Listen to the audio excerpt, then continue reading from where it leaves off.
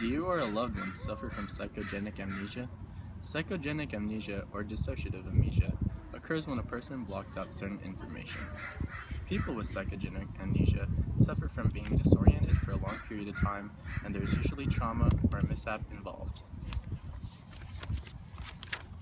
Psychogenic amnesia can lead to many severe problems. For instance, a woman named Colleen Harris, currently 72 years old, killed her past 3 husbands due to this disorder. Triggered by marital stress, Harris temporarily forgot each of her husbands and attacked them because she thought they were intruders. Psychogenic amnesia can cause harm to both oneself and others. With dissociative amnesia, the memories still exist but are deeply buried within the person's mind and cannot be recalled. However, the memories might resurface on their own after being triggered by something in the person's surroundings. Although there is no medication to treat the disorder, different types of therapists can be known to help.